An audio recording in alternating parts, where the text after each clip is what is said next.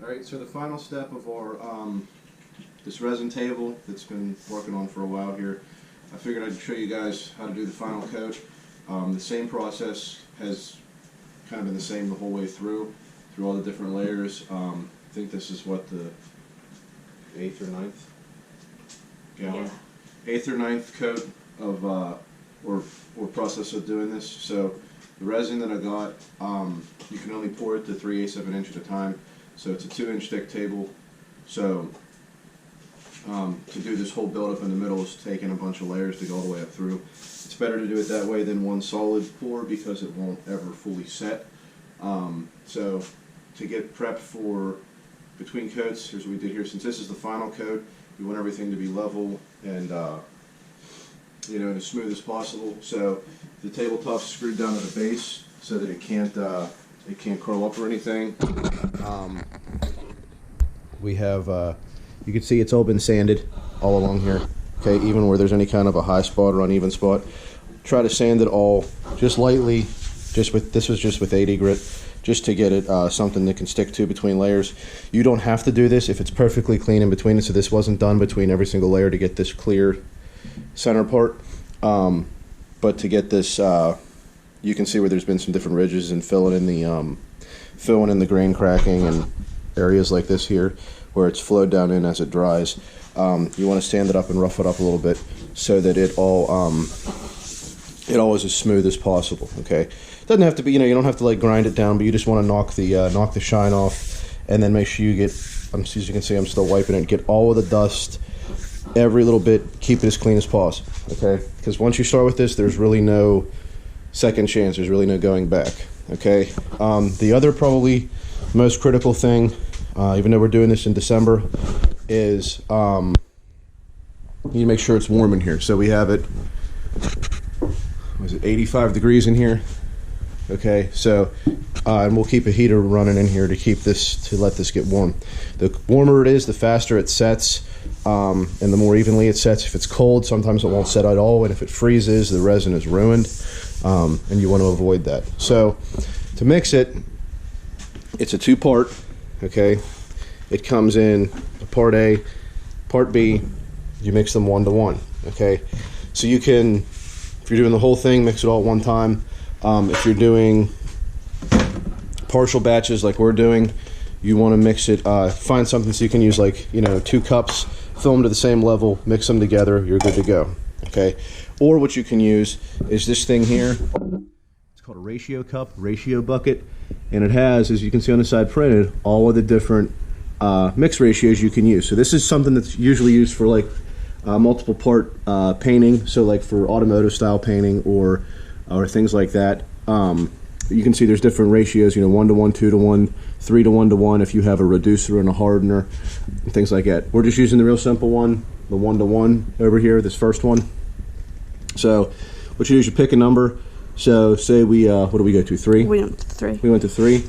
Okay, so you mix your first part to the first column to 3. Your second column is your second part. You mix that to the 3, so those ratios are even. All right. So when you have them like they are here, where you have it completely together, that's all. You know, that's as even as it's going to be. Okay.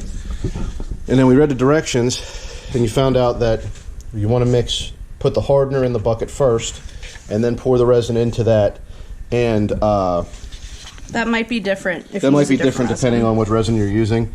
But I think why they have you do that is the actual resin is a lot thicker than the hardener. And if you pour that in first, you could probably get it stuck into the corners. And if it gets stuck into the corners, you're going to have a really hard time getting it all mixed evenly. You can see as you mix it, it gets that kind of frothy sort of, like... It's shimmery. Yeah, it's like looking. Opaque kind of. Those are all the tiny little air bubbles that are in it, okay? You want all of those to be gone before you really start pouring it. So the way that this works, you want to keep it, you know, continuously moving, and as you can see, you're not just stirring it in one, you know, around and around and around. You got to kind of pull it up and down and pull it up from the bottom and make sure that it gets totally good and combined, and you'll see it start to clear up as those two chemicals mix together. Okay. It can take up to 5 minutes. Yeah, so for this resin. It feels like it takes a while, but it really does. After doing, you know, the 8 or 9 gallons, it takes a good 3 to 5 minutes probably to get each batch. As you can see, you get it to kind of clear up. This has only been going about 2 minutes. We've been doing this one. So you want to get it good and mixed, and then you want to let it sit. Okay. This is a slower cure. This isn't like a 5-minute epoxy like you get at the hardware store. This takes, you know, a couple hours to fully cure. So you have, well, to fully set, it takes about a week to fully cure. But you need to let it sit for a couple minutes before you go to actually apply it or pour it or whatever. Okay, and the reason you want to do that is, again, the air bubbles. Okay, you want as many of those to come out and to rise to the surface and get out of the way as possible. Okay, once they get onto your project, it makes it a lot harder to get them off. Okay, speaking of getting this off of stuff, it does not come off of anything. Anything that this gets on, you want to, you know, it's pretty much permanent. Like this bucket, can't use it for anything else. You know, that stir stick, that's done. You know, if it gets on your clothes or anything like that, that's it. Okay, nothing really takes this off. There's only 1 or 2 solvents that really can cut epoxy, and even at that, once it's cured, it's kind of it's pretty much set up. Okay, it's literally a liquid plastic that you mix it in 2 parts, and once it goes off, that's it. Okay, so I'm gonna get you guys set up so you can watch us get this poured on and leveled out. You just gotta let it mix and let it set. Let me see if I got you. All right, so we let it sit for a few minutes. It's all the bubbles are set out of it.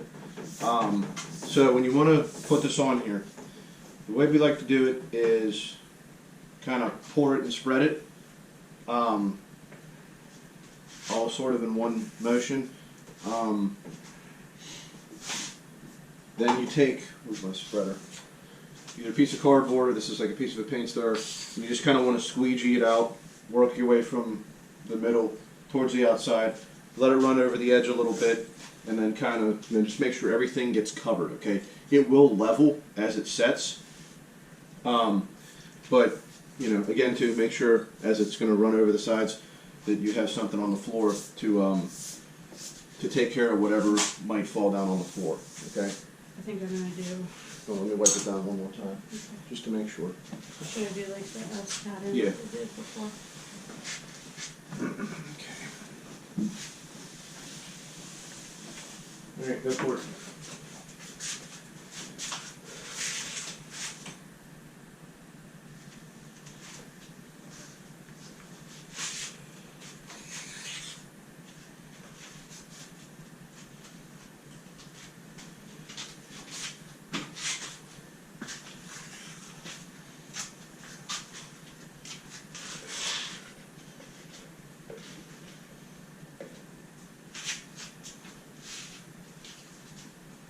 Is that all of it? Yeah.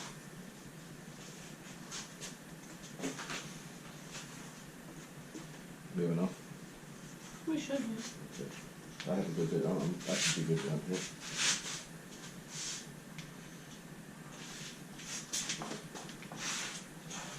Alright, so before you just take it and drag it right to the edge, make sure everything in the middle gets covered.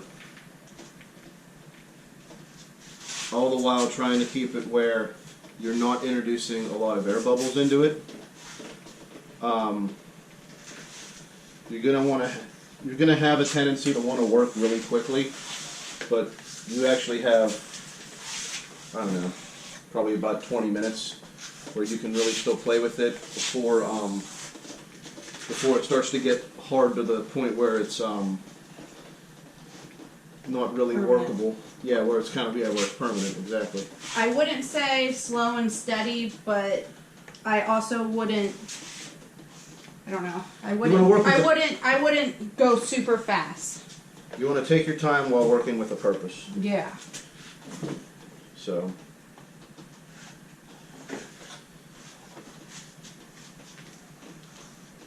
Now your first coat, when you do this, like if you're just doing one coat with it, it's a lot easier because you can see where you've been. But as you go each individual coat on top of it, it really gets kind of hard to see where you have material and where you haven't put it yet.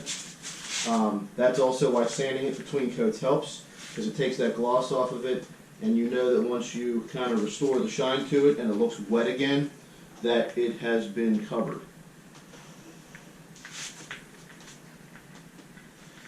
And again, it does help to have something this size.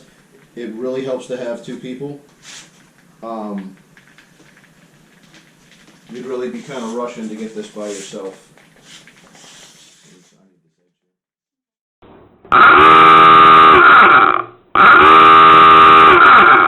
This inside, this stuff is a little bit safer than some other ones, but you really need to make sure you read the instructions.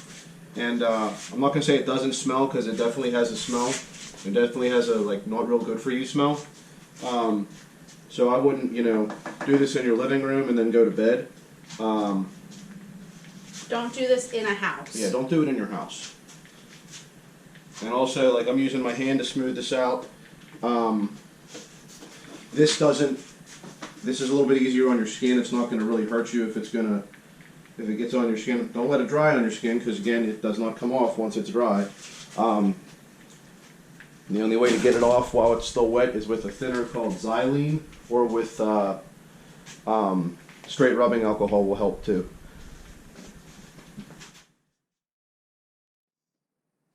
Alright, after you get it all poured and leveled, you'll see there's a bunch of tiny little pinhole air bubbles.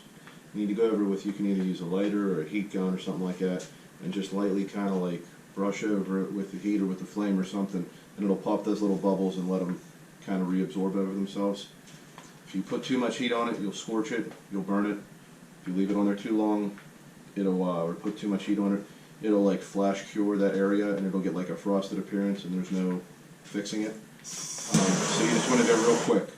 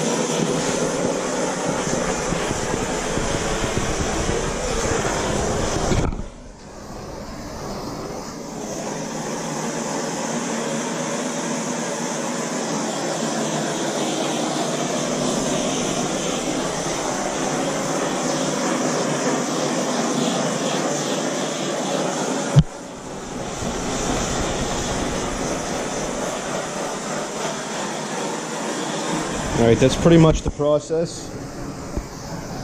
From here, all you can do after you go over it like that is probably the hardest part, which is just leave it alone and not mess with it, not touch it, make sure nothing falls in it, and it'll dry. Keep the room warm. And you got to keep the room warm, right? It'll dry, or it'll cure. Doesn't really dry, it just cures. With that same, you can see all of that foggy sanding marks are gone. All of those little, I know we had some ridges and stuff down here. It's all smoothed out. It fills in all your low spots, so it'll level to an extent. Just get all the air bubbles out of it. Usually you do like 2 laps, and that's about it. See if it's good and call it good. And then again, while this is setting, you want to make sure to keep the room as warm as possible. It'll cure a lot faster and a lot more reliably.